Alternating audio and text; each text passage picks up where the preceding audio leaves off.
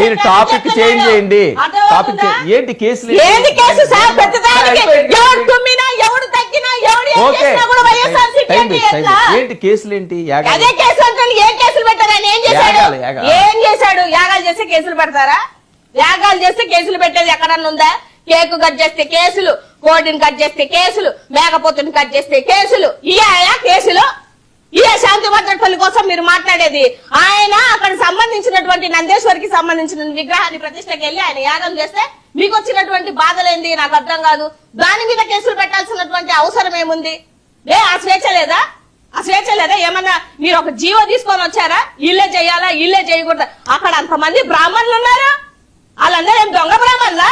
వాళ్ళందరూ మంచి బ్రాహ్మణులే కదా, పాండిత్యం తెలిసిన వాళ్ళే కదా. మరి పాండిత్యం తెలిసిన వాళ్ళు తప్పు చేస్తుంటే వాళ్ళు ఏమైనా తప్పు చేస్తుంటే అలా కూర్చొని చేతులు పట్టుకొని ఉంటారా?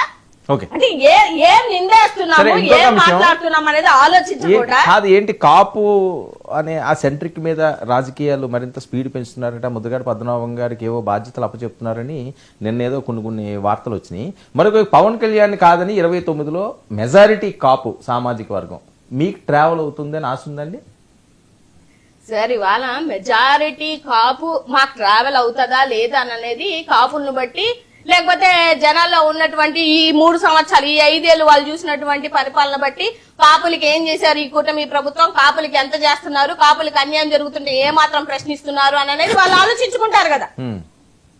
ఆలోచించుకోకుండా ఇప్పుడు నేను చెప్పినంత మాత్రాన ఏం చేశారుగా? గతంలో మేము చెప్తేనే వేసేస్తారా? వాళ్ళు ఒక నాయకుడు వచ్చాడు, పవన్ కళ్యాణ్ గారు మా కాపుకి అండగా ఉన్నారు, ఆయన వేద్దాం అనుకున్నారు, వేసారేమో. ఇదే నమ్మకం 2029లో ఉంటే వేస్తారు, లేదంటే వేయరు. సింపుల్. దానికి కాపులకి ప్రయాణం చేస్తున్నారా? ఏదో ముద్రగడ గారికి పెద్ద స్కెచ్ చేసి ఏమి ఇచ్చేస్తున్నారు అంటే మా పార్టీలో జరిగాయి మాకన్నా అంటే మీకే బయట తెలిసిపోతున్నారు. అదొక ఆశ్చర్యమైనటువంటి విషయం. ఆయన పెద్ద దిక్కుగా ఒక కులాల్లో జరిగినటువంటి ఒక వ్యక్తికి జరిగినటువంటి సంఘటనను బట్టి ఆయన వెళ్లారు, కాపు వ్యక్తిగా వెళ్లారు. ఆయన చెప్పాల్సినవి ఆయన చెప్పారు, వచ్చారు. ఎవరికి అన్యాయం జరిగింది గతంలో కూడా చెప్పారు. ఏ కులానికి అన్యాయం జరిగితే ఆ కులంలో ఉన్నటువంటి పెద్ద నాయకులు వెళ్తారు. అది ఆ కులానికి సంబంధించిన దాన్ని బట్టి ఉంటది.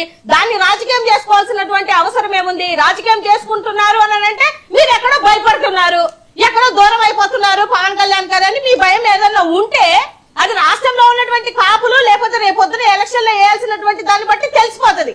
అంతేగాని గుమ్మడికాయలతో భుజాలు తరుముకున్నట్టు ప్రతి ఒక్కదానికి తీసుకొని వచ్చి వైఎస్ఆర్సీపీకి రుద్దుతానంటే ఎందుకు ఊరుకుంటాం సార్? దేనికి ఊరుకుంటాం? ఆయన వెళ్ళి అక్కడ చేసిన దానికి మీద ఎవడన్నా కేసులు పెడతాడా? అంటే మీరు ఓవరాల్ పాయింట్ ఏంటిది? ఈయన జగన్మోహన్ రెడ్డి గారు క్రిస్టియన్ కాబట్టి హిందువుల ఓట్లన్నీ దూరం. మీరు చెప్తే నమ్ముతారా? హిందువులు నమ్ముతారా? 40% ఓట్ షేరింగ్ ఎలాగొచ్చింది? నాట్ ఓన్లీ క్రిస్టియన్స్ కదా, నాట్ ఓన్లీ ముస్లిమ్స్ కదా, నాట్ ఓన్లీ హిందువులు కదా, అందరూ కలిస్తేనే కదా ఓటింగ్ వచ్చింది. ఇవాళ మీరు ఏదో మత కక్షాలు, కుల కక్షాలు ఏవో పెట్టేసి రెచ్చగొట్టేసి ఈ పార్టీకి ఆ పార్టీకి ఏదో రెచ్చగొట్టే తత్వాన్ని చేద్దామని అనుకుంటే జనాలు ఏమి అంత పిచ్చోళ్ళ? ఏం అబ్జర్వ్ చేయరు అనుకుంటారా? ప్రతి ఒక్కటి అందరూ అబ్జర్వ్ చేస్తారు. ప్రతి ఒక్కటి అన్నికి రుజువులు కావాలి. ఏది పడితే అది నోటితో ఏదొస్తే అది మాటలు నిందేసేస్తామనంటే అవదు. గుట్ట కాల్చి ముఖం మీద వేసుకొని మీరు కాల్చుకోండి అని అంటే అవదు. కంపల్సరిగా మీ దగ్గర ఏదైనా ప్రూఫ్లున్నా ఏదైనా రుజువులుంటే చూపించండి. ఇప్పుడు సుబ్బారెడ్డి గారి భార్య ఆ బైబుల్ చేతిలో పెట్టుకుందని ఇదా అండి అసెంబ్లీలో చూపించేది? నాకు తెలియక అడుగుతాను. ఇదా? ఆవిడ విజయమ్మ గారు ఏదో ఒక వస్తువుని పట్టుకుంటున్న ఇదిలో ఆవిడ తీసుకొని వచ్చి ఆవిడ చేతికి ఇచ్చింది. ఇచ్చినంత మాత్రాన్ని క్రిస్టియన్ అయిపోతారా? పట్టుకున్నంత మాత్రాన్ని క్రిస్టియన్ అయిపోతారా? ఇదే అసెంబ్లీలో డిస్కషన్ చేసేది. ఆవిడ వెంకటేశ్వర స్వామి తిరుపతి దేవస్థానంలో ఆవిడ చెప్తున్నటువంటి వెంకటేశ్వర యొక్క ప్రావీణ్యము అవన్నీ అనర్గళంగా 3.5 గంటలు చెప్పింది ఆవిడ. అలాంటి వ్యక్తిని 45 సార్లు మాలేసుకున్నటువంటి సుబ్బారెడ్డి గారిని అలా తప్పుడుగా క్రియేట్ చేసి ఎంతకాడికి అసెంబ్లీలో ఏమి చర్చిస్తున్నారయ్యా అంటే ఇవాళ పథకాలులే, సంక్షేమంలే, ఆడబిడ్డ నిధులే, లేకపోతే రక్షణలే, ఆ నిరుద్యోగ వృత్తిలే, ఉద్యోగాలులే, పరిశ్రమలులే, పెట్టుబడులే. ఏంది? మత కలహాలు, కుల కలహాలు. నువ్వు క్రిస్టియన్ అయితే ఊరుకుంటావా? నువ్వు ముస్లింకి ఇదే జరిగితే ఊరుకుంటారా?